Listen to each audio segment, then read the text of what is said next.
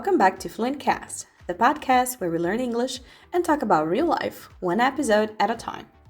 I'm Amanda, one of the teachers here at Fluent English Academy, and today I want to talk to you about something very special in my life, bilingualism. That's a big word, right? Bilingualism means the ability to speak two languages, in my case, Portuguese and English. I'd love to share a little bit about my journey, what it's like to live in two languages, and also how I'm raising my son Ben in a bilingual home. We'll also talk about what it really takes to become bilingual as an adult and how you can get there too. So, if you've ever dreamed of becoming bilingual, or if you're raising a child and thinking about teaching them two languages, this episode is for you. What does it mean to be bilingual? Being bilingual means I can think, speak, and understand both English and Portuguese. But more than just speaking two languages, it also means I live in two cultures. Sometimes I wake up thinking in English. Other days I talk to my family in Portuguese. At work, I teach in English. But when I call my mom, it's Portuguese, of course. It's like my brain switches channels depending on the situation. And honestly, I love that. It makes life richer and more colorful. It also gives me access to more information, more people, and more ways to express myself. I started learning English when I was a teenager, and just like many of you, I made lots of mistakes. I was shy, I was afraid of speaking, I had that little voice in my head saying, "What if I say it wrong?" But I kept going. I listened to music, watched movies, read books, even if I didn't understand everything. I spoke to myself in English, driving sometimes. I practiced whenever I could. Little by little, English became part of my everyday life. Then, one day, something changed. I wasn't translating anymore. I was thinking in English. And that's when I realized I'm not just studying English, I'm living it. And I had reached a bilingual level. Now, let's talk about something very real. How do you get to this bilingual level? Well, there's no magic formula, but there is a path, and it starts with consistency. You don't need to study for 3 hours every day, but you do need to have contact with English every day. Even 15 minutes of listening to a podcast, like this one, reading a short article, or speaking out loud can help a lot. Also, don't wait to be perfect before you start speaking.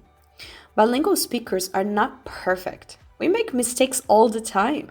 What matters is communication. The more you use the language, the faster your brain adapts. Here are a few things that helped me.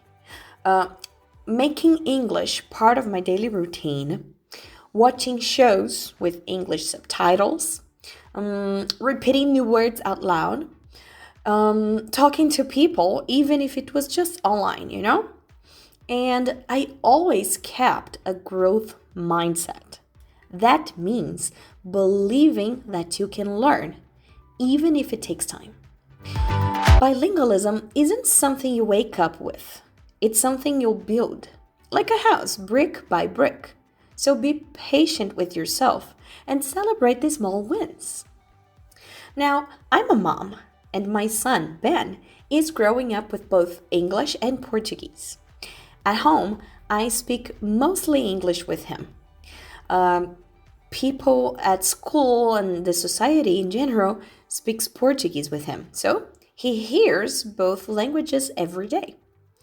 At first, it was funny. He would mix the two languages, like, "Mommy, eu quero water," or "Cadê meu teddy bear?"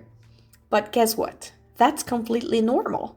It's called code switching, and it's part of the learning process.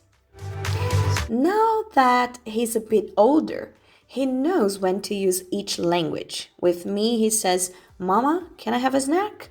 And with his grandma, he says, Vovó, quero lanchinho. It's amazing to watch.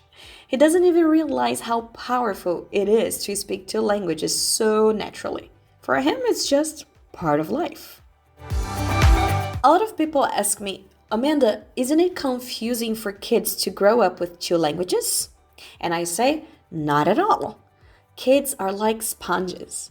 They can learn so fast, especially when they feel safe and loved. What helps is consistency. I always use English with Ben, so he knows. With Mom, I speak English.